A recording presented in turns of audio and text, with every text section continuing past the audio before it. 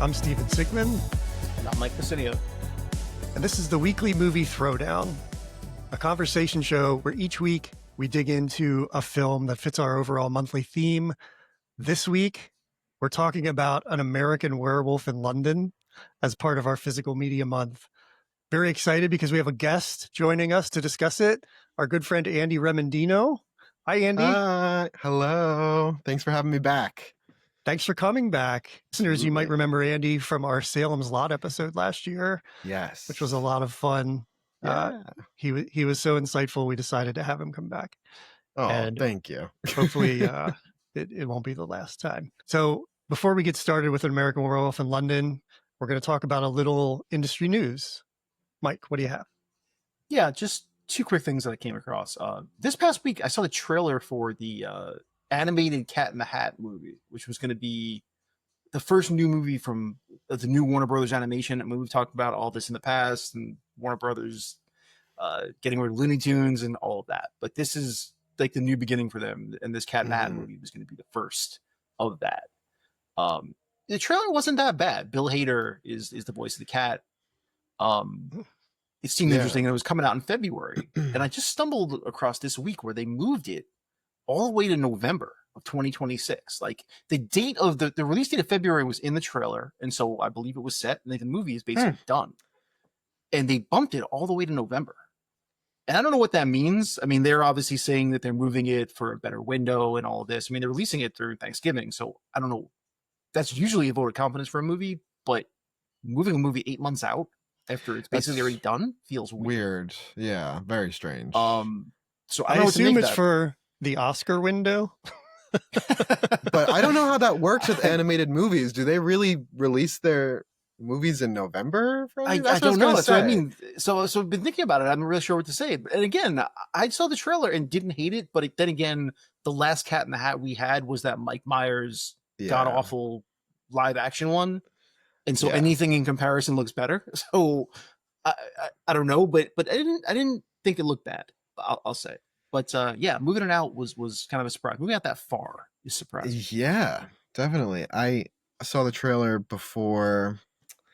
I can't remember what I just saw in theaters, but I saw it before a movie and I thought it looked okay. I saw it with my boyfriend who was like, why are we doing this again? He was like, I don't want to see another one because I guess he's a fan of the Mike Myers one. And I was like, you're nuts. Did you find that out in the moment? And was that a problem for you? I did find it out in the moment. I have not seen that movie since I was a kid. It did scare me as a kid. It was my horror movie when I was a kid. So I was just kind of like, really? Because he likes Mike Myers a lot. He likes Austin Powers and Shrek. Yeah, so, I love Austin Powers. Of course. But Cat in the Hat, that movie was scary to me. So I was kind of like, huh. That's really funny to me that you love horror movies and yet the Cat in the Hat is what scared you. I mean, just look at him. He's scary. He's scary. It's true. That's fair. Yeah. Especially that transformation scene that Rick Baker did where he becomes the Cat in the Hat. Exactly. Yeah. So in other questionable movie news, I saw that they're making a movie about Kobe Bryant. And maybe this just interests me. I find it kind of fascinating. I think what happened to Kobe Bryant was an honest tragedy, and it's terrible. And I remember where I was when I heard it. It was shocking and terrible. I am a little surprised though about the deification of Kobe after his passing. And this movie obviously plays into that. I mean, credit to his family for keeping his legacy alive. I am just a little surprised. I mean, we don't usually get these kind of biopics. The fact that they're putting it out to kind of bolster his legacy is just an interesting choice. I'm curious who will go see it. I'm interested to know how much business a Kobe Bryant documentary, or not documentary, but a straight up movie about his story will do. It's supposed to be focused on a specific period of time, a specific moment, but still, I think I'll be curious to see how it plays out. Huh. And it's not a documentary, or it is? No, it's just a film. It's a regular movie. I mean, my feeling is if you're gonna make a movie about a historical basketball great, I mean, there should be a movie about Bill Russell, but that's just me. Whose story is genuinely fascinating. It's almost like Muhammad Ali adjacent in a way. him playing basketball in Boston in the 50s and 60s. I think that's a great story that could be told. I mean, I feel like that sounds like a box office hit to me, just because it is so recent that happened and it was such a major talking point, that I feel like a lot of people are going to want to see something like that. But I don't know. I'm interested. I'll see. Then the bigger question is, if it comes out, will Michael Jordan have someone make a movie about him? Because he's not going to want someone else to take his legacy. He's very prickly about that. So yeah. I mean, he did get a pretty amazing documentary. That's fair. I wonder if this would be the Disney, like the Invincible of basketball or something for Disney, because they don't have a basketball movie. That did cross my mind, and I know that you would love it. Like that would be right in your wheelhouse. If they can Disneyify this thing, that would be great. The only Disney movies I like are the ones that have that exact same template: The Rookie and Invincible. And I think that would fit in. They should just cover all the sports, and like the Sam Mendes Beatles films. They would just do one. Wait, though. They do have a football movie though. They have Remember the Titans. Oh, okay. That's true. It's kind of there you go. Then they only need basketball for the complete set. Oh, right. We were talking about basketball. Beatles. What the hell am I talking about? Yeah, sorry. They have two jumping football ahead. movies, right? They don't have basketball movie. Yeah, I totally know that. So that would be good. What movie news do I have? Andy, I'm kind of the harbinger of death on this show, and I bring up all the people who've died. And it feels like this week we should talk about Terrence Stamp, who passed away at 87 last week. An incredible actor, a lot of great range in a lot of great films. The ones that stand out for me are The Limey, the Soderbergh film. Of course, he was Zod in Superman 2. Yeah. He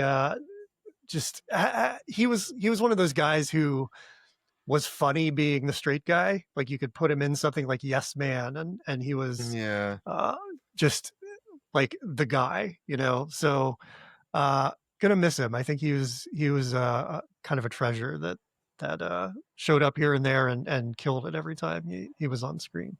Absolutely. Another death this week that I need to mention is Joe Caroff, and nobody's heard of Joe Caroff. Who is he?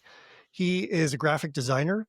This is my wheelhouse. That's what I do for a living. And he kind of was in the shadow of Saul Bass and all of these other designers who worked on film-related things. But Joe Caroff designed the James Bond logo, which is kind of his biggest claim to fame, the 007 with the pistol. He designed iconic posters like West Side Story, Last Tango in Paris, The Last Temptation of Christ. And he was 103 years old. I think he was like 6 or 7 days away from being 104. So quite an amazing life. But his contribution to cinema is like well known, but you might not know him. So I thought it was important to just kind of mention him because we think about him a lot, whether we know it or not, when we're thinking about film. So rest in peace, Joe Caroff. And I have one last thing that's just a quick thing that I think is relevant to this month and the show is Best Buy has decided to create Best Buy Marketplace, which seems like Amazon.com. Yeah. But the great news about it is that this online store is going to start bringing physical media back. Can't buy it in a Best Buy brick and mortar store, but they'll still be selling Blu-rays and 4Ks online. Are you excited about that, Andy? I am very excited about it. I think it is just like Amazon to me from what I saw, but I loved Best Buy and I loved their exclusives. They had really good steelbooks that they would sell, like limited edition steelbooks. I have a bunch of them. Sad that they're not going to continue that, but I'm glad they're dipping back into physical media in some capacity. So hang on. So it's called Best Buy Marketplace, but it's not a reseller. They're just selling. It is a reseller. It is. So this is a reselling place. Kind of. Yeah. Yep. It's just like Amazon. Yeah, I mean, pretty it sounds like the much. exact same thing. Yeah, I went into a Best Buy recently. I don't remember why I was there. I had to buy something, maybe a camera for this podcast. I can't remember. Oh, But it's just completely barren now. yeah, Like it's just sad. There's just not a lot of stuff in it. It's just a giant space that has some TVs because electronics are so small now. I guess like it just feels like a vast exactly. space where there's almost just a couple of things. It's sad. I don't like it. It feels almost Yeah. like dystopian going in there now. I don't disagree with you. Yeah, it's got a strange feeling to it. Yeah. I don't like it. It makes me upset. I went on the last day, like the last day of them selling DVDs, and I just went to their DVD section, and it was like, I almost cried. Truly. I was like, this is horrible. This is my worst nightmare. I couldn't believe it. Well, I mean, I remember going and buying a lot of CDs at Best Buy. So when they had a decent music section. Yeah. Do they still have CDs or no? There's no physical media? Obviously, this is decades Nothing. ago. So when I used to go and buy CDs at Best Buy. Nothing. No Wow. video games. I don't think they're doing vinyl anymore. They were for a little bit. I don't think It they're wasn't the doing it one I went to. anymore. It was nothing. Yeah. There was basically no media, really. That I Horrible. consumed. A big part of this too with this marketplace is the tariffs and like the rising cost of inflation. These electronics are getting a little more expensive.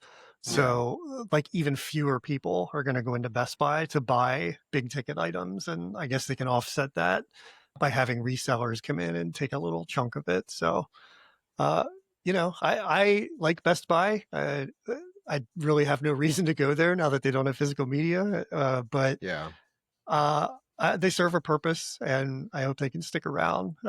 Just for yeah. the same reason that, like, I hope any business can stick around because it doesn't seem like many of them can. Of course. Yeah. I don't know that I'm going to necessarily use Best Buy because I do have Amazon, which I don't know.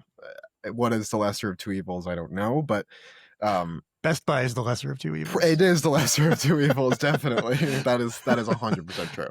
But I have Prime. I don't know. I feel like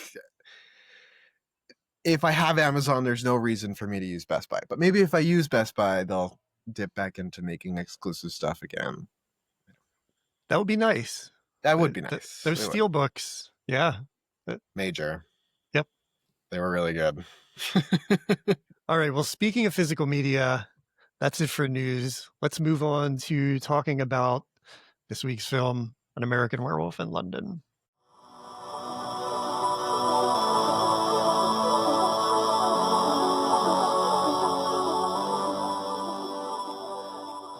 Andy, you brought this to the show.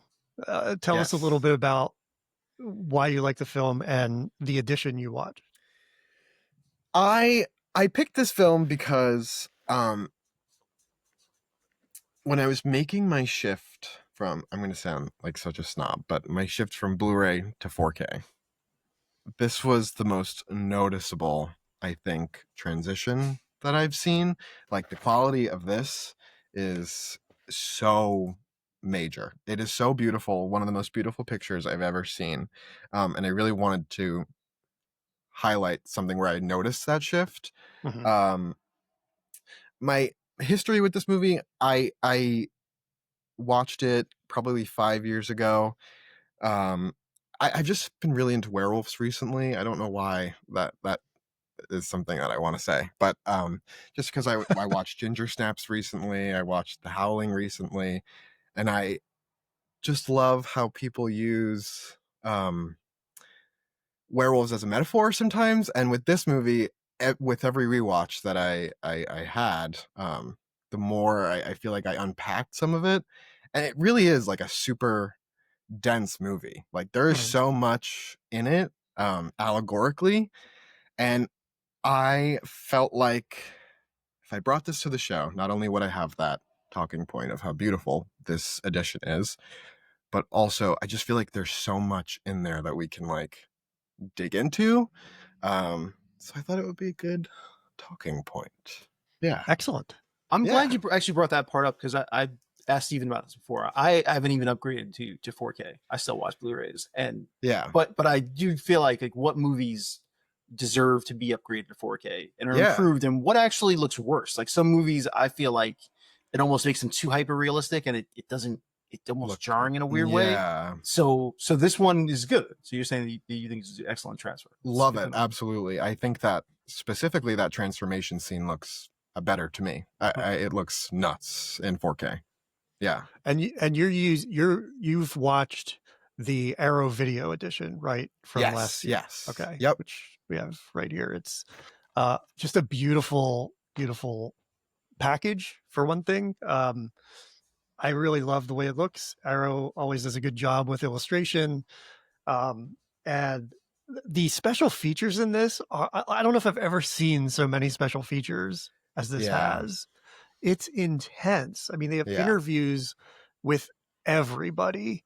There's a full-length documentary, I think it's like 120 minutes, called The Mark of the Werewolf or The Mark of the Wolf, which is just kind of the history of mainly the Universal Monsters werewolf and kind of the things that came from that. Interviews with John Landis. There are 2 commentaries. It's just really, really chock full. There's also a great video essay about the allegory of Judaism in it, which I can't wait to talk about because upon watching it this time, I hadn't seen it in quite a while. So that was more prominent to me as an adult, I guess. But it's just a really, really beautiful edition. The 4K transfer, like you said, is amazing. So it's really worth seeking out if you're any kind of collector. And it goes down easy because it's a horror comedy, and it's not like it has some gore in it, but it's 1981 gore, so it's not like I think that's the first thing to talk about off the bat, the fact that it is a horror comedy, and part of the reason that it struggled initially, and it had a hard time getting made in the first place. So supposedly Landis wrote this back in like 69, and obviously he had no juice back then, but slowly built up his career, but couldn't really get a good look at this movie. A lot of people turned it down because they didn't understand what it was, whether it was a horror movie or it was a comedy. And at that time, you had to be one or the other. And a lot of the reviews were similar, where it's too funny to be a horror movie and too scary to be a comedy. But Landis was onto something and really, I think, opened the door for everything that followed it. I mean, the idea of mixing horror and comedy became a staple, and those 2 things have always blended together well since then. And I think Landis really opened that door. Absolutely. It's influential in a lot of ways with the horror comedy aspect, but it also kind of influenced just about every werewolf movie that came after it. For sure. Because it's that scene, and we'll get into it. I don't want to get into it right away, but the reason this came out in 1981 is because of the things you said, Mike. And one of the things I read is that the studios tried to get Landis to get Dan Aykroyd and John Belushi to be in it. Like they just wanted to have that Blues Brothers heat coming off of that to really lean into the comedy, I guess. It does not seem like it would have worked in any capacity. But it's important to talk about 1981 for a few reasons, because this is really the year of the werewolf. There were 4 main titles that came out this year. How funny is that Landis is trying to get a werewolf movie made for almost a decade, and then the year it finally gets released, it's like it's the 3rd werewolf movie released that year. It's not even like they got out of the gate first. I mean, The Howling and Wolfen both beat it to the theaters. And then Full Moon High, I think, came after it. So, by the way, the anniversary of the release was August 21st, and today is the 23rd. So we're right in the wheelhouse of when it's perfect. How about that? So we're opening weekend for An American Werewolf in London right now. I love it. But the big reason for that is practical effects and how that technology caught up to the idea of this. Because if you look at the Universal monsters in particular, Dracula, Frankenstein, there's no real transformation. Like the Wolfman is the only thing that has to go from human to wolf. So the technology couldn't handle that. And I guess around this time that became a lot easier. And so everybody leaned into it. I mean, it's pretty amazing. And something I was thinking about too is that the 70s really brought back kind of the occult in Hollywood, with like Rosemary's Baby kind of started in 68, yeah, but yeah. you have The Exorcist and The Omen being incredibly big hits. And I think that's kind of coming off of that push in the 70s mixed with the technology that really sort of makes this prime werewolf time. And it's amazing. I mean, 1981 is just such a crazy year for the werewolf. Or in general too. Right. That is one of my favorite years for horror. I did not realize how many werewolf movies came out in 1981. Yeah. Yeah. I have seen Howling. I have not seen Wolfen and Full Moon High. Is that what you said? It's kind of a horror comedy, I think. I've never heard of that, and I'm very surprised. It does sound like my kind of movie, though, so maybe I have to check it out after this. But yeah, that's very interesting. Horror was really cool in 1981, and I definitely agree with you, Mike, that it just it shifted after this movie. There was something in the air. Horror comedies in the 80s just got progressively wackier and wackier, and I think that if we were to look at a starting line for that, American Werewolf is definitely something that we should talk about for that. Yeah, and I mean, as I watched this multiple times, and you could argue that, you know, as it's gotten better as time has gone on, people have done a better job of handling this mix. Like, I mean, I think we just talked about, I watched Happy Death Day a few months ago and really enjoyed that. I think it's a really good idea of mix. But obviously Scream did it really, really well. But Landis, I mean, because this is 81, I mean, Landis is a bit ham-fisted and everything. If you go, I mean, even his comedies, I mean, everything that Landis does is a bit, it's a lot. I mean, he's not subtle, and he goes out of his way to say this movie isn't subtle. It's not a subtle movie. The horror and the comedy are like right there. Yeah, and so there are certain things in it that it doesn't flow that well. It is jarring a little bit sometimes. The mix between the horror stuff and the comedy stuff. Right. I think people have improved on it as the years went on of blending that a little bit better. But yeah, I think part of that too is that no one had really tried it before. So he's going broad on both things. The comedy is broad. You know, a guy knocking something off a table in the middle of a conversation about murder, and like just these random things that happen, which just feel very almost out of place.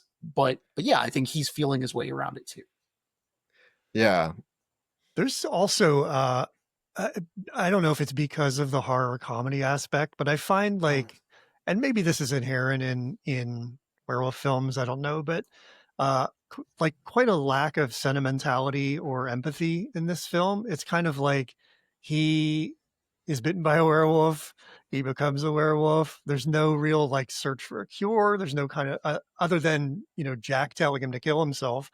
But it's kind of like, well, all right, he's a monster. We're going to kill him dead. End of movie. Yeah, it's brutal. Yeah, and although I'm not really sure you can stop to think how you're going to rehabilitate a wolf that's rampaging the streets of Piccadilly's Square. That's not. It gets to that point, you're going to have to do something about it. Yeah, but the thing is, they didn't believe him in the first place. That's right. And if they had, or if these irresponsible people at the what was the name of the bar? The Slaughtered Lamb. If they had just kept them inside and not worried about like maybe the shame they have around it or whatever it is, they were worried. Yeah. Jack. Well, this is a good example too of people in horror movies that make poor decisions. Yeah. A lot of poor decisions in this movie. Like, definitely. Why wouldn't you tell someone what's going on? I never really got that. Why did they let him go? I mean, they sort of explain it, but I never really fully understood that scene. Because like half of them were like, no, we should let them stay, and the other half was like, let him go, let him. I never really fully. But even more than that, you're aware that there's a werewolf roaming the moors. You call somebody. I mean, I don't know if animal control was around back then. Make a call to somebody. I mean, maybe figure out if there's a way you can stop it. I don't know. Call me crazy. But they're just like, we're just going to stay inside and we're not going to talk about it. Well, evidently werewolves cannot go on a road. So they did tell them to stay on the road. And that was their fatal flaw, was getting into the moors. I mean, But there were here's there the thing were too. Don't many forget the warnings. guy who drops them off also tells them to stay on to stay on the Yeah. road. Yeah. So, I mean, he was even from that town, but he also was aware that something was going on in that town. So that makes me think it wasn't even that well of a held secret. It almost seems like a little bit of a folk horror movie where this whole society has a Definitely. secret, and Yeah. you know, they just he's like the town drunk, the werewolf, you know, he's like kind of an embarrassment to the town, Right. but they don't Yeah. want to talk about it to anybody.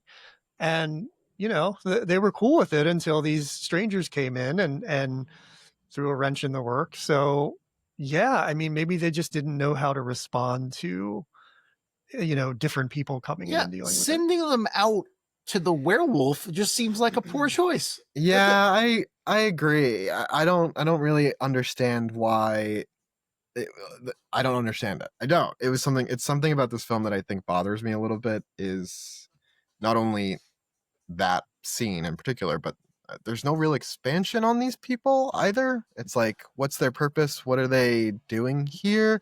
Um I obviously they have a secret, and that's something I like, the mystery of it. Um but I wish that there was a little bit of expansion about some sort of history about this town, because it feels very hidden. Yeah, you I think know? that speaks to, again, we're talking about Landis. It's like if you go back and watch most of his movies, I mean, it's not like you're Mhm. getting a ton of deep character work. I mean, that's obviously not his Right. specialty. So it's not surprising that this is the kind of movie he makes. There's certain things he wants to do, he wants to show Mhm. them, and he's not interested in the extraneous stuff. And even the Right. ending, when they talk about like the abruptness of the ending, and you know, David Naughton even talked about that, where Landis was Yeah. adamant about the fact that like it just ends just like that. Yeah. And as I say, of all the things, as I said before, that I found a little jarring, it's not just the abruptness of the ending, but using that particular version of Blue Moon at the end of the movie. As many times as I see it, I still don't really get it. I actually think it's a poor choice. Like it almost makes a joke of the whole thing. Like I think using that particular version of Blue Moon, which is the silliest version. It's a jarring change. But the into the soundtrack is credits. kind of a joke from the beginning. I mean, That's fair. it's, you know, everything has Moon on it. Like, and we're going to Yeah. talk about the soundtrack, but I think right from the beginning of the film, that sets the tone of like. I think that's fair, kind but of again, joke. that particular version, which is kind of a silly version, this, you know, if you're going to call it a silly version, I think it just jumps in like that doo-wop style, almost kind of makes the whole thing.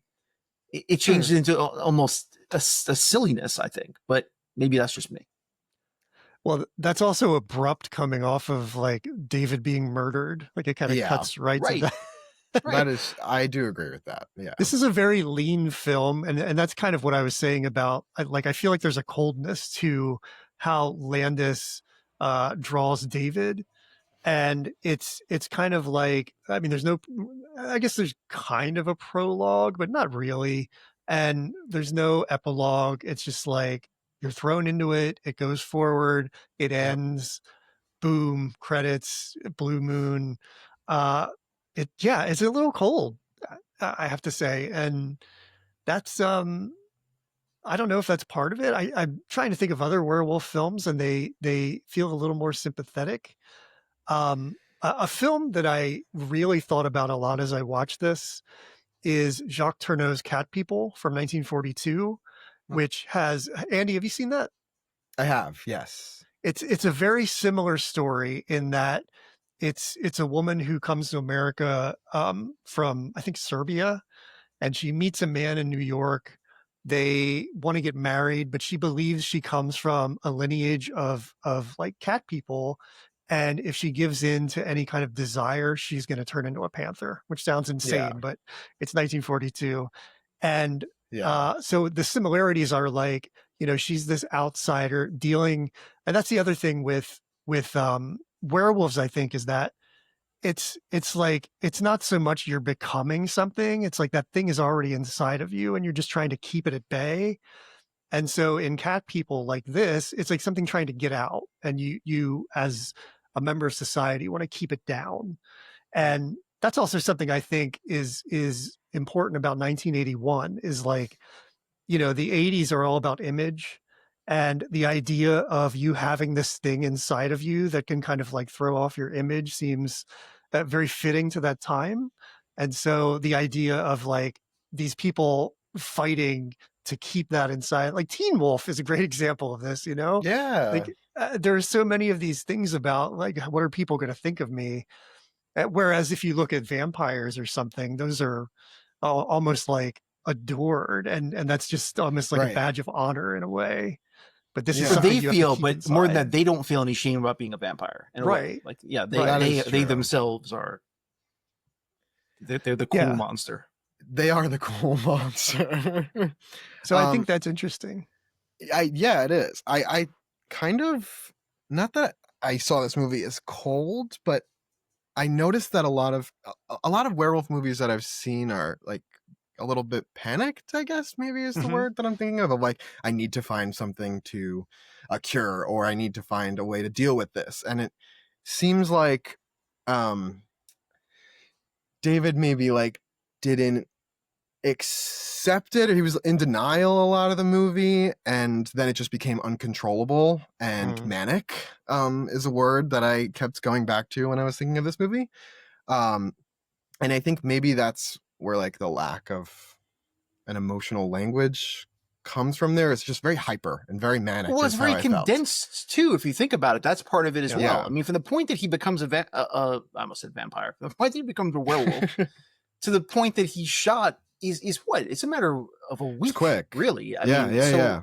So he doesn't even really have time to process what he's become or figure out a way to deal with it, because the minute he becomes a werewolf, he's basically over.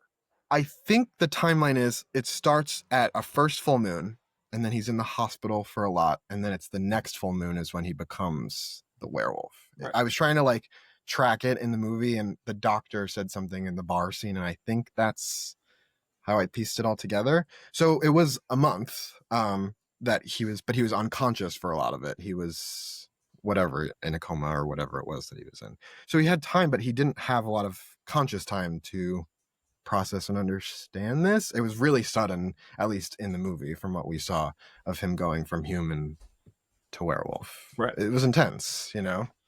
I will say, I wasn't sure when to bring this up though. But for all the flaws, you know, in this movie, as we're talking about certain things about it, I decided to watch An American Werewolf in Paris this week as well. Oh boy. Which I'd never seen before. Yeah. And it certainly makes you appreciate American Werewolf in London. I mean, for whatever its flaws are, I mean, Paris, it's a very difficult to watch movie. It's pretty shocking. So maybe Landis did have something, because wow, it's like a night and day difference. And I know we're going to talk about the special effects later, and we'll talk about that then, because I really wanted to talk about American Werewolf in Paris versus London in terms of the special effects. And so we'll put a pin in that one. But just as a movie in general, it's like, you know, it's in the 90s. You know, they do a little more exploration of character, but it does not help. I almost wanted less character exploration in American Werewolf in Paris. So maybe Landis was on something. That's interesting. My coworker Jen, who you know, Mike, that is, she prefers it. She prefers American Werewolf in Paris to American Werewolf in London. She hates American Werewolf in London. She has such amazing takes. I know. I love it. I have not seen An American Werewolf in Paris, so I can't comment. But Jen is like, you have to watch it. She goes, it's really funny. It's such a 90s movie. Maybe that's why I've learned that she really likes. She does. She likes 90s movies. So I think it's so 90s, the way everyone's dressed. This is true. They're adventure seekers. They like bungee jump and stuff. Like, it's just the most 90s. Yeah. I also had read before this, I studied IMDb trivia of this movie, because I was like, maybe that will give me some more insight into this movie. Okay. And apparently, I don't know how true this is, American Werewolf in London was supposed to be An American Werewolf in Paris originally. Like, the working idea for it was that. And then he obviously changed it to An American Werewolf in London. and then they made An American Werewolf in Paris, and it was horrible. So maybe it was a good idea to set it in London. Well, this was also, I think there was a film called Werewolf in London or Wolf in London from like the 30s or 40s. I want to say that was a big inspiration to Landis. Okay. So that, and he tells the story of writing this in 1969 when he was working on Kelly's Heroes, and he saw what he called a gypsy burial, where they had a man wrapped in a shroud and covered in garlic who they put in the ground feet first. And that's kind of when he got the inspiration to do this. But there's a lot of stuff in there that kind of comes from other wolf movies from the past. And David, I think it's David who mentions a Connecticut Yankee in King Arthur's Court in this, the Mark Twain book. And that also is a big inspiration because the story is very similar. I mean, even the title, like Connecticut Yankee in King Arthur's Court, American Werewolf in London. Ultimately, these are all things about being an outsider. And that's kind of gets into what we see a lot of on the special features on the Arrow edition. And Mike, I don't know if you have this or not, but there's a lot about the allegorical sense of Judaism in it and feeling like a Jewish outsider. And that is very prominent. I didn't necessarily notice that the first few times I watched this, but there were just so many things that lead you to recognizing that David is an outsider beyond just being an American in London or whatever. And I didn't have that on my DVD, so I'll let you guys run on that one. Because I was curious and you mentioned it. It's really interesting. I mean, there are so many like references to it, from Jack saying things like schmuck and putz. And even the 5-pointed star in the tavern is a part of it. The nurse in particular, who says, I think he's a Jew, and she says, I looked like, and nobody says anything about that. It's just kind of like, okay, well, yeah, I guess he is. And just the idea of being an outsider in general, like that. And John Landis is Jewish, and it kind of brought that to it. But there's also a scene where basically Nazis come in and like annihilate the family. And there's a menorah on the mantle when he answers the door. So, it's really coded toward being a Jewish allegory, which I find fascinating. Yeah, that special feature kind of blew my mind because I also did not think of it being an allegory for being Jewish, specifically a Jewish American. But as he was going on and presenting this evidence, I was like, oh, and I was like, oh my God. I was like, wait, he's totally right. Because there was like, when he said the lingo that they use with schmuck and things like that, I was like, Jesus, like this really is totally Jewish coded. And John Landis being Jewish, I don't think that was unintentional. I think that it was, honestly, that special feature was my favorite of the bunch because it was such a cool examination of kind of an underlying message in this movie that I thought was really cool. It was really good. And that's a video essay from John Spira. And it's it's really enlightening. And Mike, you can probably find that online, I would think, if you want to. But that's just such a big part of the film. About it. That's why.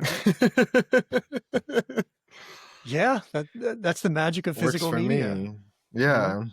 I think John Spira has a YouTube channel, if I'm correct, and I think a lot of his stuff is on there, so you could check it out there. Yeah. YouTube is wonderful for video essays about film. It's like True. My favorite thing I to agree. watch. I know. I agree. Yeah. So that's just a really interesting part of this, and like I said, it does come from John Landis, and I think that's a nice segue into him as a director. Mike, I know you wanted to talk about his life sort of after this, but I mean, there's a common story about Landis. So the first movie he makes, well, I mean, he makes a low budget movie, but then he gets involved with the Abrams Zucker, and they make the Kentucky Fried Movie, and that's really the first big movie that he directs. So the Abrams Zucker team, that's one of the first things they write. They obviously go on to make Airplane and Naked Gun. So, everybody involved in that movie ends up going on a big success. But Landis goes from that, goes to Animal House, then makes the Blues Brothers, which another movie, by the way, which was not particularly popular when it came out. Blues Brothers, it was, kind of popular. A lot of people didn't necessarily like it. I've always loved the Blues Brothers. I think it's very, very funny. And it's impossible to see the scene in Piccadilly with the giant car crashes and not think of the Blues Brothers, because Blues Brothers basically has more car crashes than any movie ever. I actually think I may be wrong on this, but I almost think it's like a Guinness World Record where it has like the most. Are you serious? Like, yeah, at least when it came out, like it is. There's so many cars that crash in that movie, and there's a particular sequence with Nazis in it, actually, in that movie, with American Nazis. It's like a bunch, like just a lot of mayhem with cars. Anyway, so I have to say, if you're ever on the fence about if this is a horror comedy, once you get to that car crash, it is undoubtedly like full comedy for 5 minutes. Full comedy, right? Full comedy. It is such a like chain reaction, but it's also gory. Like a car hits a double-decker bus, a guy flies out, gets run over by another car, 4 cars hit him.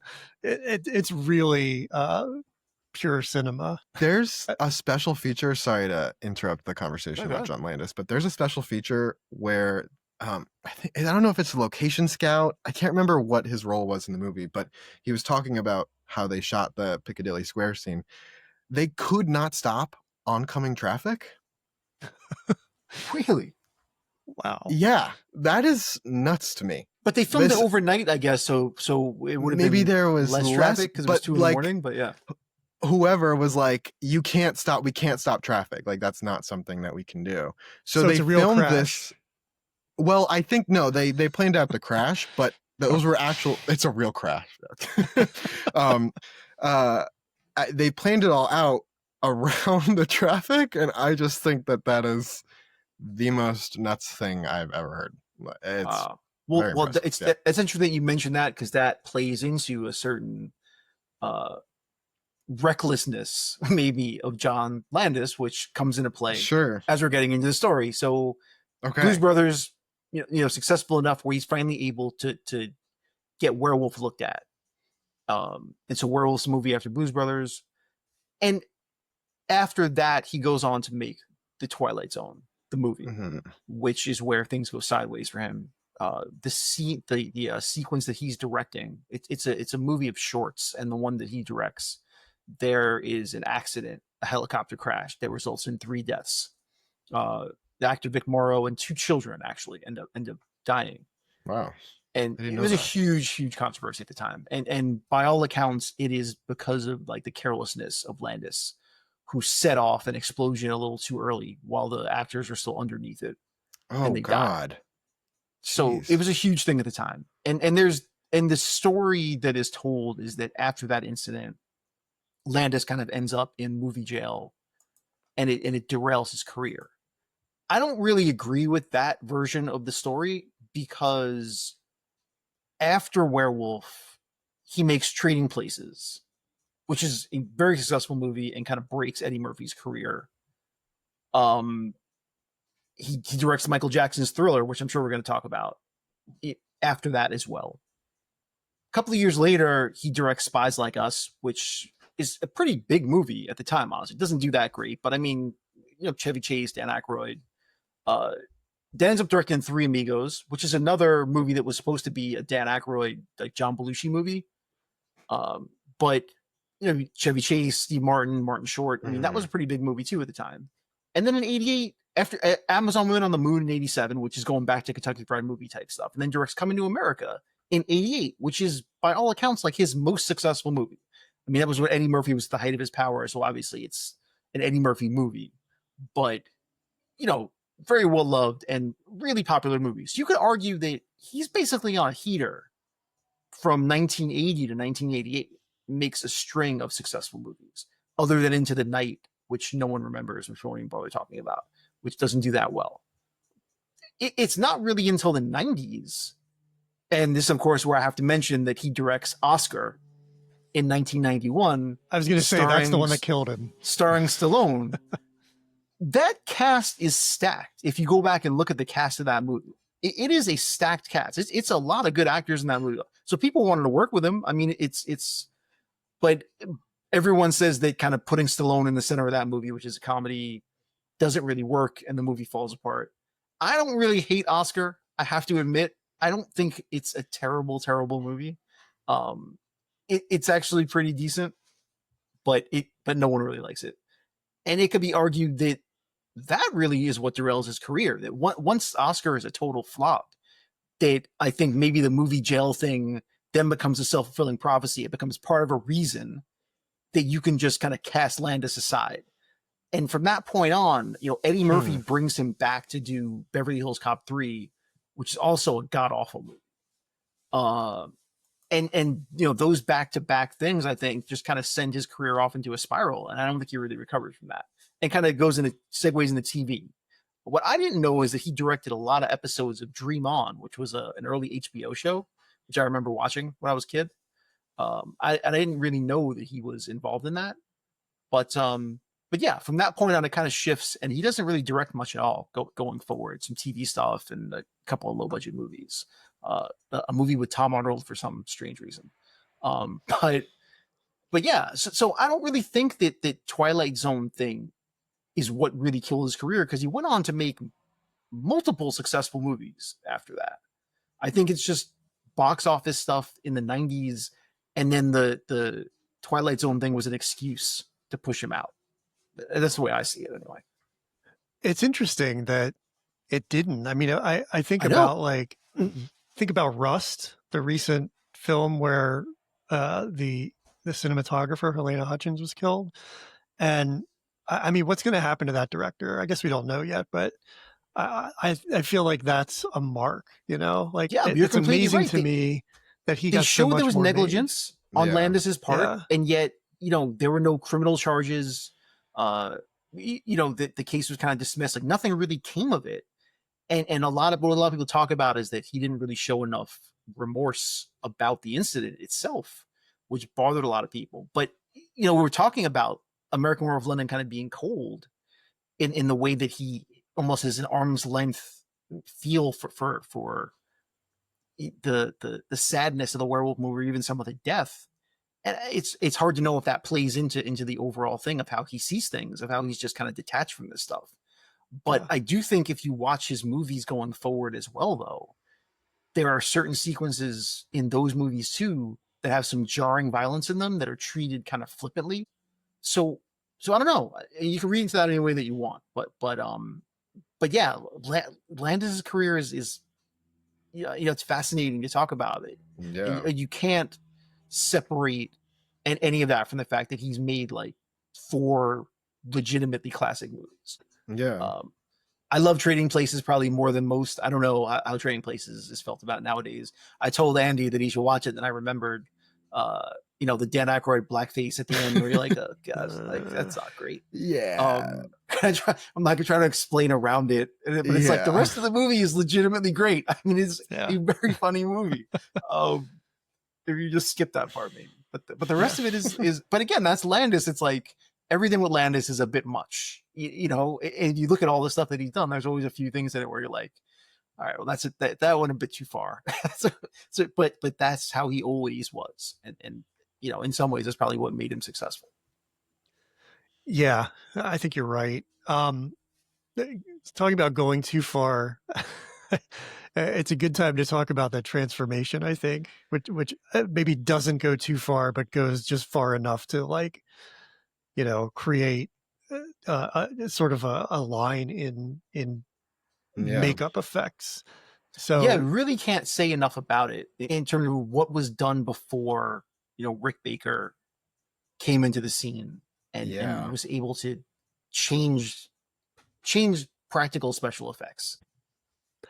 Yeah, and that's the thing is, like we were saying, I think that stuff kind of caught up to John Landis's idea, and he actually met Rick Baker on Schlock, his first film in 1973, and pitched him this idea, but I guess there was like studio stuff involved, but also the technology, just wasn't there. And when you think about scenes throughout history, like the history of film, if you think about like special effects, I mean, this is at the top of the list.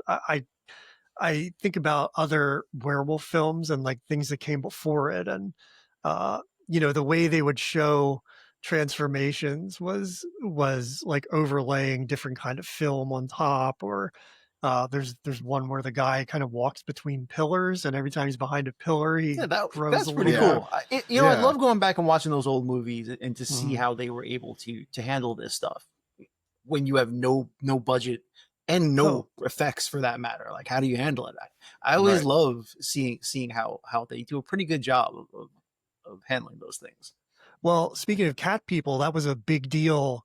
That was Val Lewton's first film, the producer for RKO in 42. And it's almost the opposite of An American Werewolf in London. Like, that is so minimal, but it does such a great job of like creating atmospheric terror. Definitely. Whereas this is like maximalist, and it's like which kind of speaks to the 80s, I guess. But like those two films have so much in common, but they're also polar opposites in how they build that terror. And that's kind of more indicative of the things that came before this. Like I said, the werewolf is the only thing that really has a transformation, and it to capture that on screen is incredible. And Rick Baker just like the Michael Jordan of effects. Sure. Really. So which but Landis tells him that he wants to do a transformation into a werewolf, but he wants to do it indoors in fluorescent light. So normally when you're doing this kind of stuff, you're going to do it in shadow and you can hide certain things. But it's like you have to make this work where nothing is going to be hidden. And how are you going to pull it off? And I just think people don't appreciate nowadays like what a monumental task that is. And there's no computers, there's no CGI. This is just, you have to build models and use plaster cast and sticks and tubes and essentially figure out a way to create a transformation. It's unfathomable. Like, it really is. Like, most people can't even fathom how to begin doing something. But you watch that scene and you're just like, how?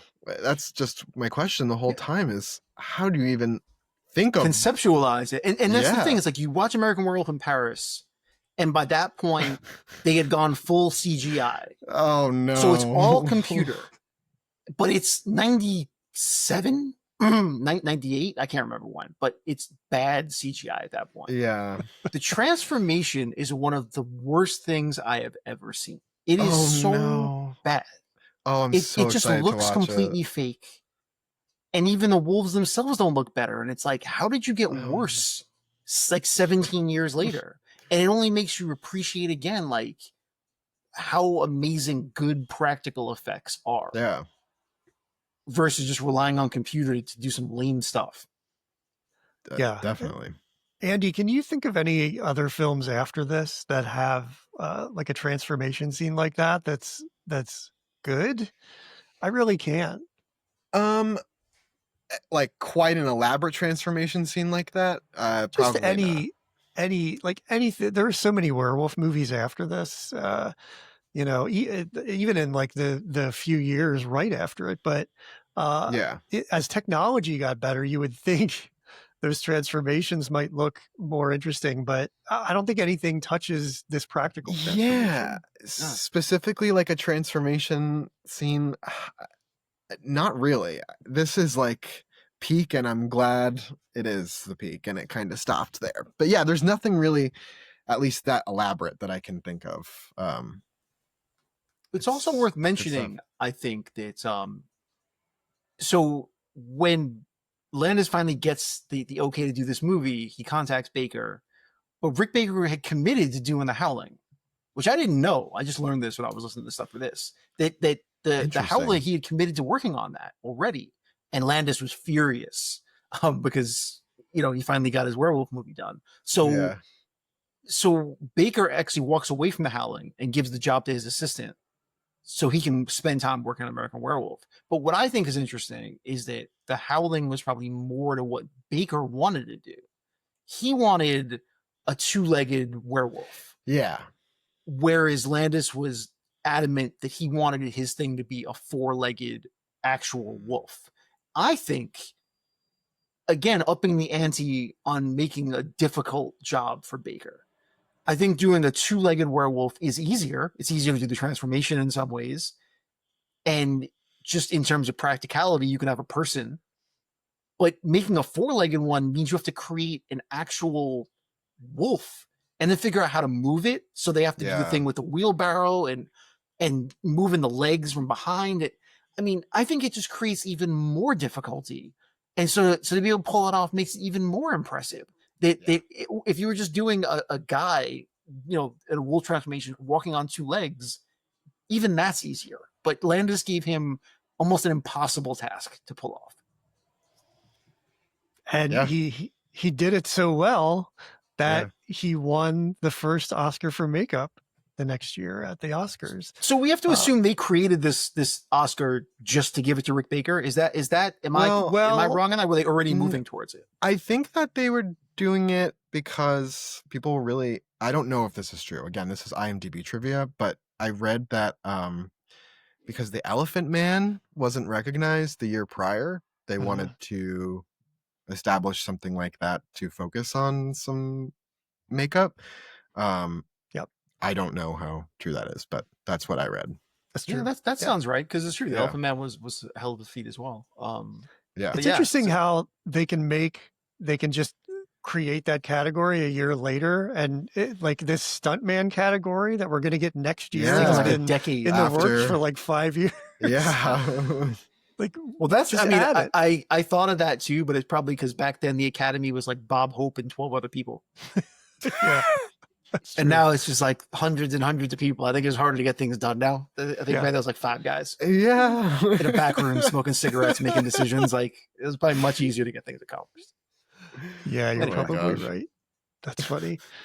But yeah, I remember this scene is just like, it's iconic. And I remember, I didn't think I'd get to tell this story, but I'm glad I am. This came out when I was 7 years old, or I was turning 7. And my brother is older than me, 6 years older. He was really into movie makeup, like to the point where he would go to the local theater that had a supply store and like buy stuff. And that's so cool. Like a little Rick Baker, basically. Yeah. And he subscribed to Fangoria. And at 7 years old, I would read Fangoria and I would just be immersed in all this stuff he was doing. And I was just so taken, even at that age, by this transformation. Like, it was one of the most amazing things I'd seen in my 7 long years on this planet. And I convinced my parents to take me to see it for my 7th birthday in a movie theater. Mike, I hope you wouldn't do this as a parent, no matter how much your child begged and pleaded. But the transformation scene isn't the only effect in this film. But one of the other things that's so great is Griffin Dunn, Jack, progressively getting worse and worse as time goes on, to the point where he's basically just an animatronic doll by the time they get to the porn theater. But when my parents took me to see it, my brother sat behind us in the movie theater, and every time Griffin Dunn came on screen, he would grab my feet. So I was like terrified of Griffin Dunn for years. Oh my God. Because of this. And I'm happy that I could face that fear as an adult and watch this again and just like lean into how great it is. Because Griffin Dunn's makeup, takes a back seat to that transformation, but it's really, really good. Yeah, I'm glad you brought that up. The initial makeup, just showing the slashes and the hanging skin and all that, like that is just amazing work. This is just a side note. It just made me sad to think about it. But I was listening to Griffin Dunn talking about it, and he said that his parents didn't really want to. His mother had a hard time looking at him in the makeup. Because it was really hard to imagine one of her kids as being dead. And I mean, the reason I thought about this, which is incredibly sad, is that a year later, Griffin Dunn's sister, who was in Poltergeist, actually passes away. She was murdered. It was a huge thing. Oh my gosh. Back in 82. I didn't know that was. Yeah, Dominique Dunn. Yeah, she's the older sister, Yeah, right? so that happened basically a year later. Oh my god, I didn't know that was. Yeah, which is pretty horrible, but I just kind of thought it was worth mentioning because it was when he said that, it just kind of flashed in my mind and made me really sad to think about it.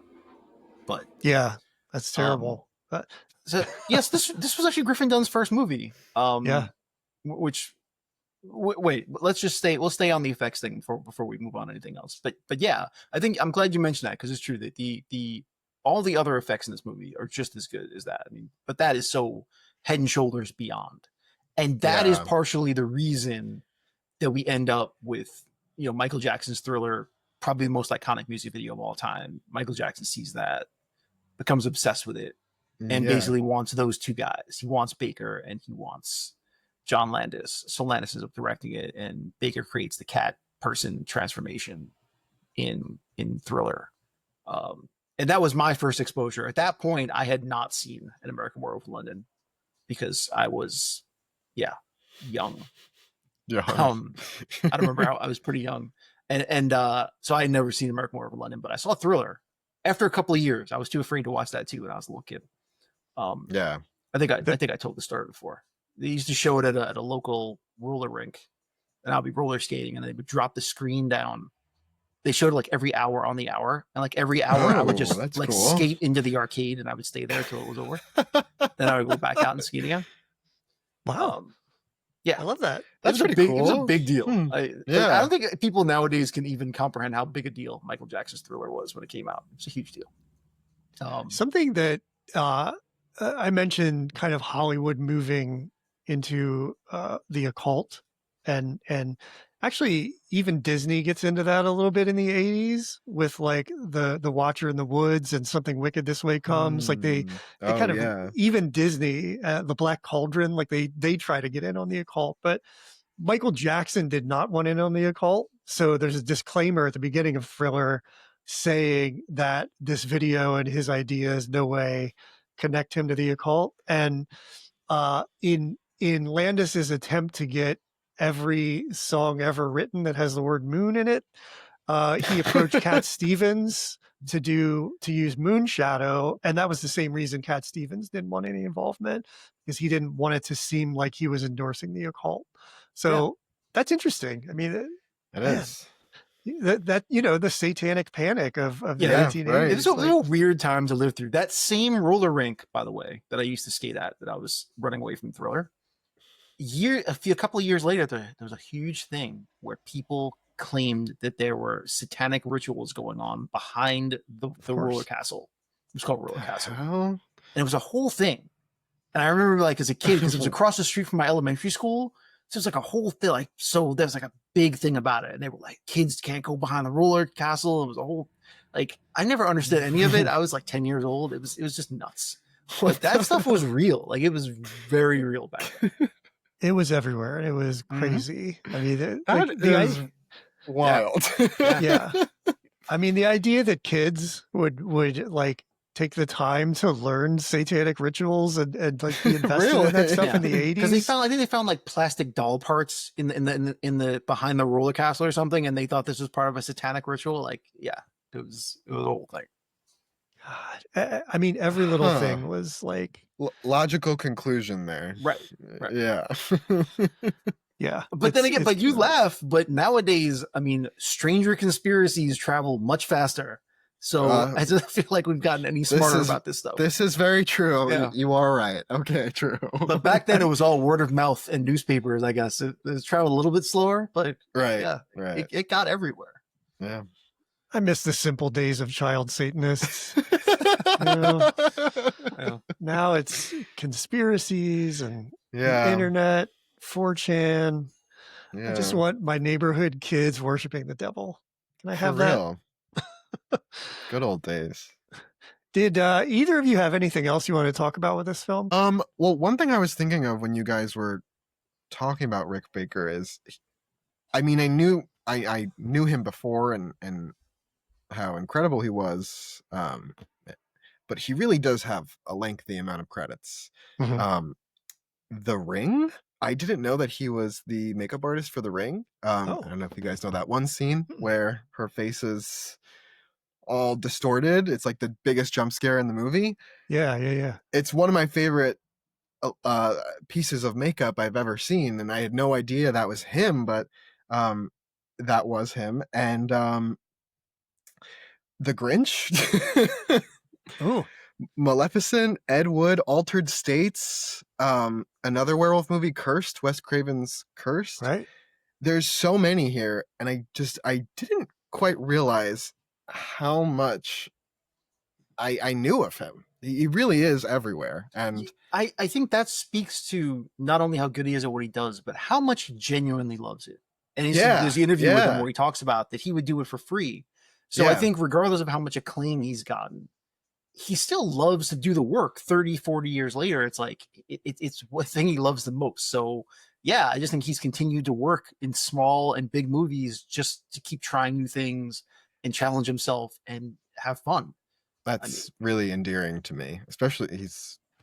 I also think it's great to hear that in an age where all these computer effects that Baker's still trying to do old school work and keep practical effects alive. So absolutely, that's nice to hear too. Although I'm sure he mixes some computer stuff in it as well now. I don't know for sure, but he said that in an interview on one of the special features that he's interested. I mean, this was an older interview, but he was interested in marrying the two and kind of enhancing some of his practical effects with digital stuff. So I'm sure he has, like, Maleficent definitely has something like that in it. But yeah, really impressive. So I got a few other things about this movie that I want to talk about. Just quick notes that I've written down. The first one being, we talked about poor decisions at the top of the movie. So if you're a nurse and a guy comes in and tells you he's a werewolf, would you bring him home? Is that one of the poorest decisions a person's ever made? She's like, I'm just going to bring him to my house, even though either A, he's actually a werewolf, or B, he's crazy. But I'm fine with it either way. We're just going to run with this. She loves him. That's pretty quick to fall in love with somebody. It was. That's what confused me about the timeline. I was like, damn, Alex loves him already? Yeah, that is a quick felt like a week. Man. Yeah. The other thing, I mentioned Kentucky Fried Movie as well. So See You Next Wednesday, which is the porno movie that they go to see in this one, that's actually in Kentucky Fried Movie as well, like 3 years before. Really? So that title has just kind of followed. Oh. Because it's also in the marquee in Michael Jackson's Thriller, which I'm sure you remember. Like, that's in the marquee there too. So that title just seems to be something that Landis likes to play with. But yeah, there's a sequence in Kentucky Fried Movie where the movie is also called See You Next Wednesday. That was interesting. So that is interesting. He just kind of uses that as a through line for a little while. But the first thing they shot for this film was that actual porn film in the movie, which is I have to say, like, the comedy in that scene in the theater has so much comedy in it in general, hysterical. But the film itself is hysterical. Yeah. It's very funny. Yeah. It is. The other thing I thought, I was wondering if you'd mention, we're going to mention this, Stephen, but this also has some good Steadicam work, early Steadicam work. Yeah. Moving through the woods. And so I don't know if there were probably some before this, but this is some pretty early adaptation in using Steadicam and it's a really good effect. Well, Halloween sort of invented it, and then this is 3 years later. Right. It kind of, but I noticed it particularly in the subway scene. That was great. Scene, the point of view stuff was really, really good. Yep. Yeah. And just two more quick hits for me. One, Frank Oz has a small scene in it. That's right. It's impossible to take Frank Oz seriously. And maybe that was the point again with the comedy, because the minute he speaks, all you hear is Fozzie Bear. Like, it is impossible to not hear Fozzie Bear when he speaks. So it kind of took me out of the scene. I don't know. Maybe that's just me. But again, maybe Landis did that on purpose. I have no idea. One other quick thing just for me. When I watched this, like the third time, when he calls his house long distance to talk to his parents when he was talking to his sister, his area code is 516. 516. Yeah, 516 is the Nassau County exchange. Right here on Long Island. So I grew up with a 516 area code. Yeah. And I never caught that until I watched it multiple times. So I noticed it my last watch too. Yeah, I was like, oh wow. Shout out to Long Island area code. There you go. Well, you guys better lock your doors around Hanukkah then, because you might get some Nazis showing up to some unfriendly visitors showing up. Wow. That's cool though. He was your neighbor. Yeah. How about that? Huh. All right. I love that. All right. Well, unless you guys have anything else, I think we'll put a bow on this thing and move on. So yeah, that's An American Werewolf in London. I say pick up the Arrow edition. It's chock full of extras and it looks beautiful. So seek that one out if you can. I'm sure it's available pretty much anywhere you can get 4Ks. Yeah. So all right, then let's move on to what we watched this week.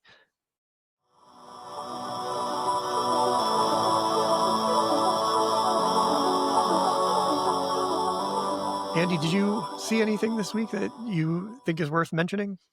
I did. I watched for the first time Ordinary People, the Best Picture winner from 81, I believe. And I really... Hang on.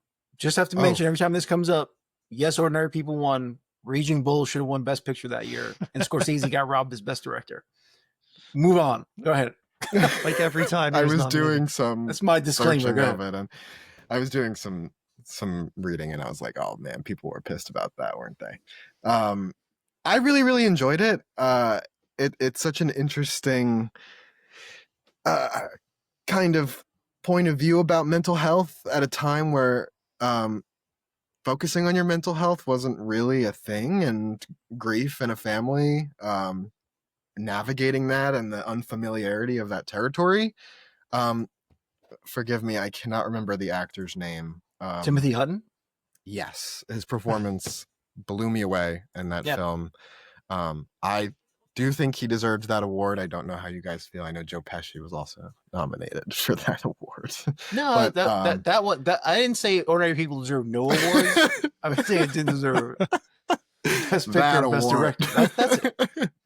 But Timothy Hutton really blew me away in that role, and it was such an interesting kind of study of mental health, and I've never seen anything really quite like it. I actually watched it because a podcaster I follow put it on the Weapons syllabus. He said that Weapons has some similarities to Ordinary People. Mm-hmm. And I there's a loose tie there, but I can kind of see it, kind of centering it around a tragedy. But yeah, I really enjoyed it. I loved that movie. I had a lot of fun with it. Well, fun is a weird word, but I enjoyed it. Yeah, it's a good one. Did that win? Yeah. Robert Redford directed that. Did he win Best Director? Yes, Scorsese lost twice to first-time actors who were directing the first movies. Redford and Kevin Costner. Oh, never gonna get over this. Villain origin story. Yeah, I actually finally my older son wanted to watch Wolf of Wall Street. He asked me if he could watch Wolf of Wall Street.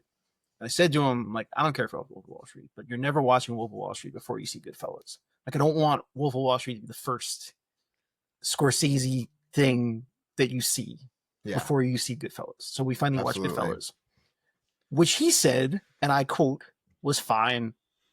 Oh. And I'm debating how upset I am about this. I'm getting increasingly more upset every day that goes by.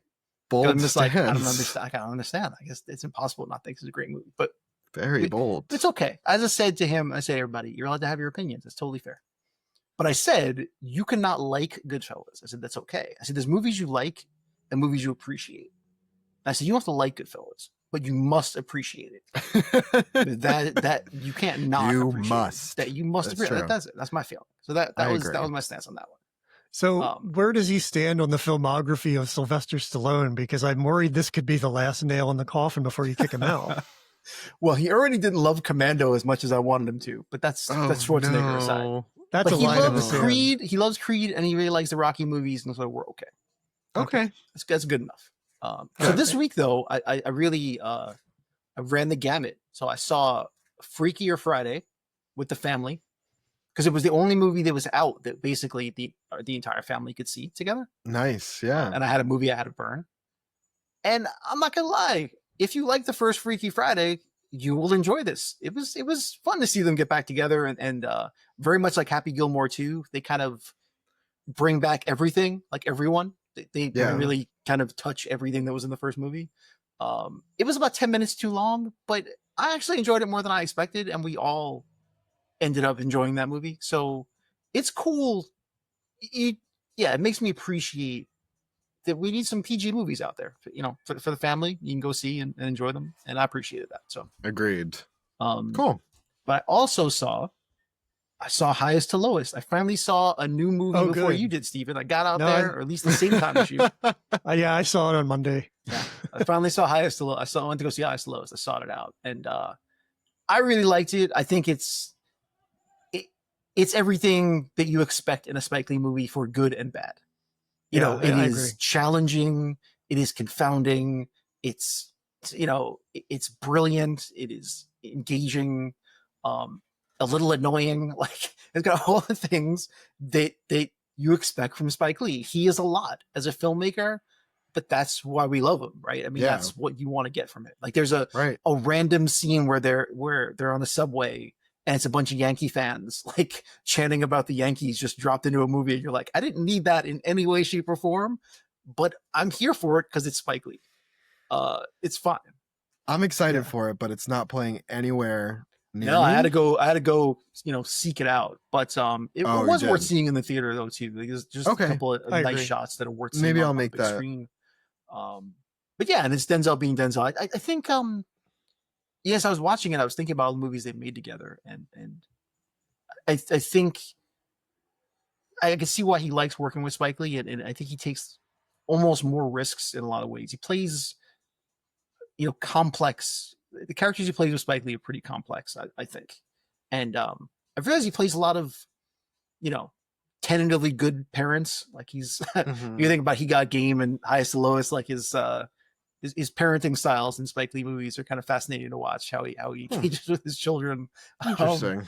But yeah, it's a great Denzel performance. It's not Spike Lee's best, but it's well worth your time. His parenting is kind of like the crux of the film. Like, that comes into question. I mean, he's this is a remake of a Kurosawa film, High and Low, I think from like 1961 or 63. And very similar story in that it's kind of a guy who owns like a shoe corporation or something. But the crux of it is like, well, maybe I shouldn't give it away, because the kind of like decision he has to make is sort of pivotal to the film. So I'll let it go. But it was very self-indulgent, I thought. I mean, that was the word. That was the word I didn't use. But yes, boy, but again, boy. That's part. I think that's part of the thing too. I mean, the two of them getting together, you're going to get some self-indulgence, and again, I'm okay with that, because Spike Lee is just a singular kind of filmmaker. I think that no one else can make movies that he makes.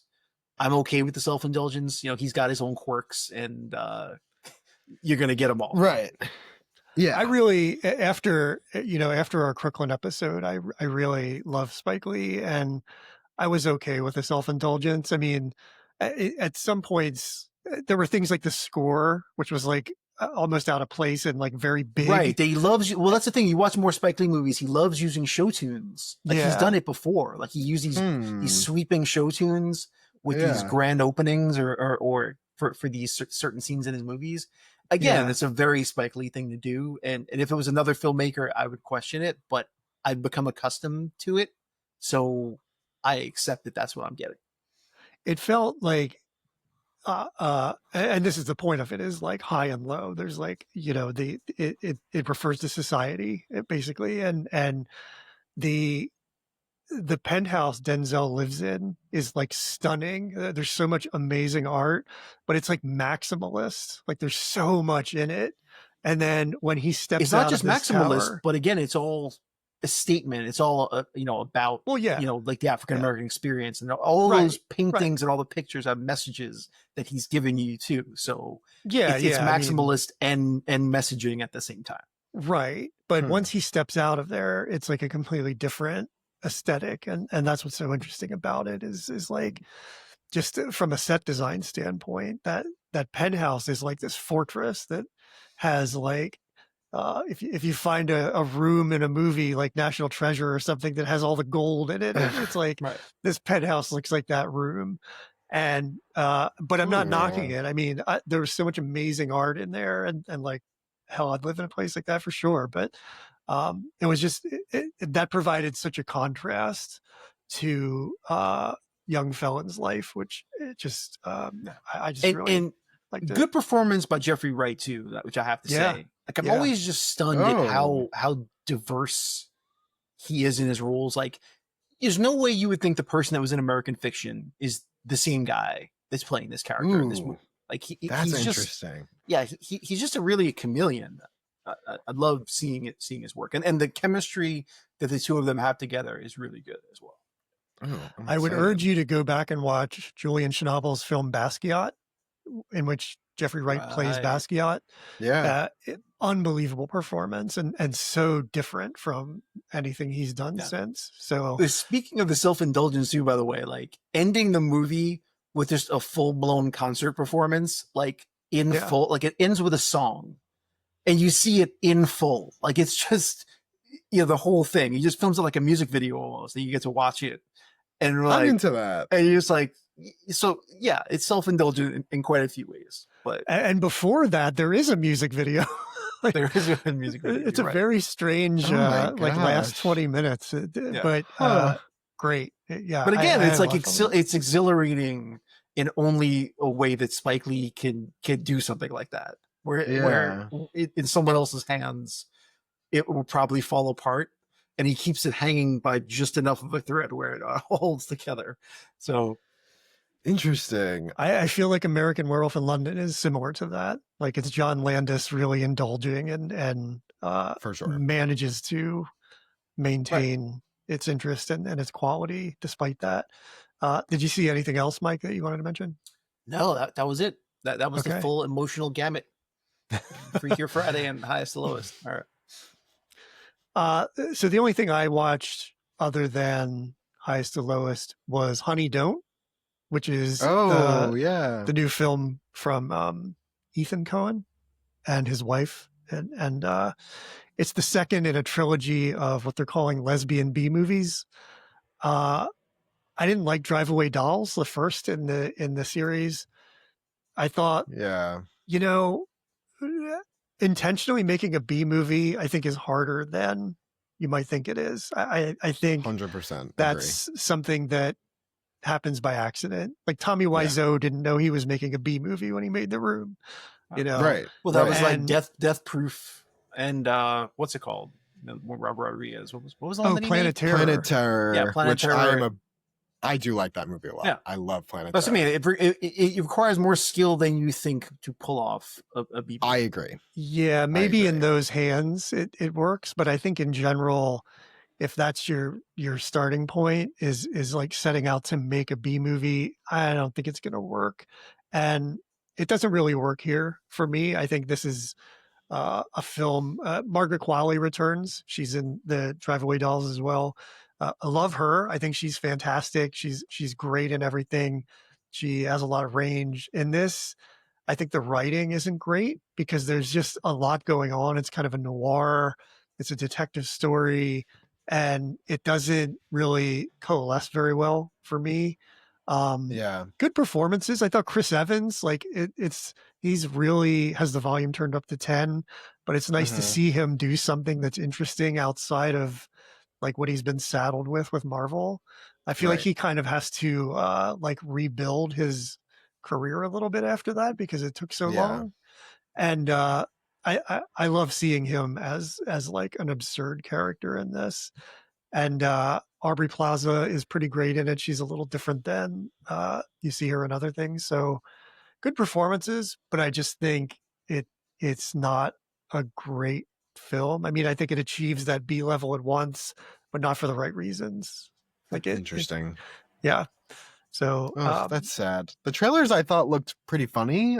I when I watched them, I cackled, and my boyfriend and I were pretty hyped to see it. But then the reviews came flooding in, and it didn't look like it was delivering what I wanted it to. So a little sad. It does have some pretty funny moments, but and it's really like Coen Brothers humor. So it's good in that sense. But it'll be on streaming in 2 weeks. Oh, so. Well, yeah, exactly.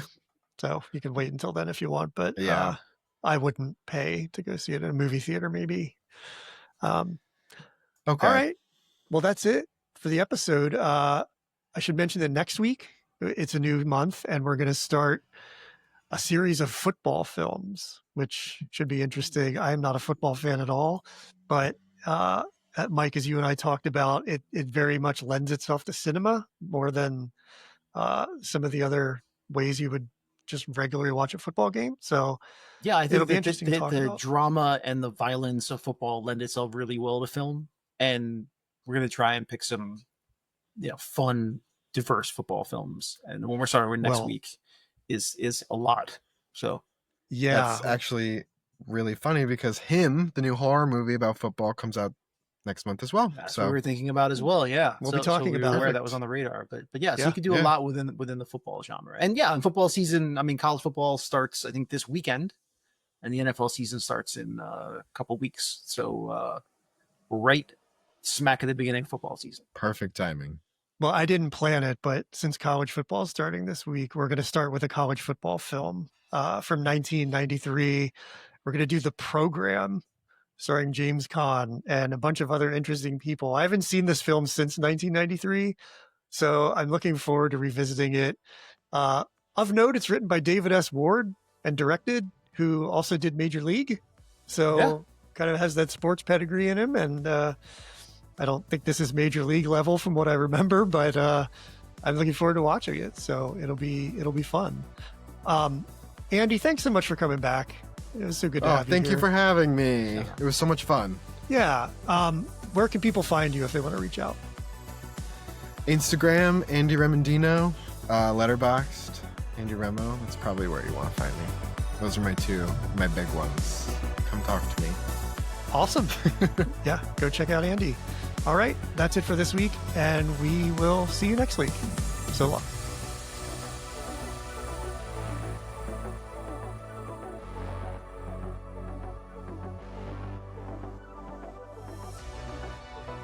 As always, thanks for listening to the Weekly Movie Throwdown. We'll be back next week with another exciting episode, so be sure to subscribe to the show wherever you get your podcasts. And for even more from us, visit moviethrowdownpod.com or connect with us on social media. We're Movie Throwdown on Letterboxd and at Movie Throwdown Pod everywhere else.